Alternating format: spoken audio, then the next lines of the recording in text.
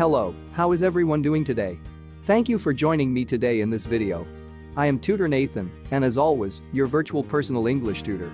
In today's video, we will be looking at causative verbs, what they are, and using them in some example sentences.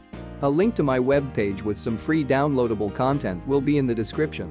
Hello, Your Highness, how are you? I didn't forget about you. Do you know what causative verbs are? Hello Tutor Nathan, I'm doing well today, thank you for asking. I know you didn't forget about me. I am afraid I do not know what causative verbs are. That is okay, Your Highness. It is very simple, don't let the word or definition scare you, they are really easy. A causative verb is when an action has been performed to you or to somebody else. Can you give me an example of what a causative verb is?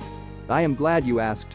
We use 4 verbs to make up causative verbs, and they are get, have, let, and make. I will go over how to use each verb, its form in a sentence, and then I will give an example sentence. I am now ready to learn what causative verbs are, and it sounds fascinating. We will start with get. We use get in sentences when we want to persuade someone to do something. The form we use in get sentences is the subject plus get plus person plus to and verb. A sentence using get will look like something like this: he got Sue to look for his keys. You can see how the man persuaded Sue to look for his car keys using the get form. We can use have in sentences when you want to give permission to someone to go ahead and do something. The form used in have goes as follows: the subject plus have plus person plus the base form of the verb.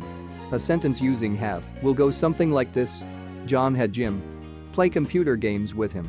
And here again, we can see John has given permission to Jim to come over and play computer games with him. Next, we can use let to allow someone to do something. We can form it much like in have, with the subject plus let plus person, and lastly the base form of the verb. An example would be, she let Carlos pick her up at her house. Again, using the form, she allowed Carlos to go to her house and take her to work or somewhere else. The last word is make, and we use this verb to force someone to do something.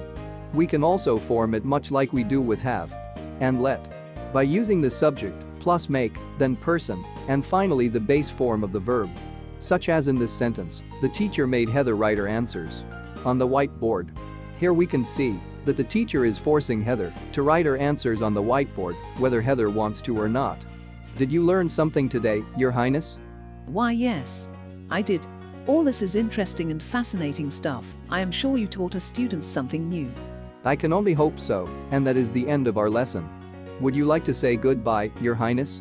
Of course I do. I hope everyone has a wonderful day and learned something new today. Thank you for joining us today. I have been Tutor Nathan with our Queen, and if you found this video interesting, please hit the like and share button, and if you are not subscribed to my channel, please consider being a subscriber. Thank you and have a good day. Goodbye.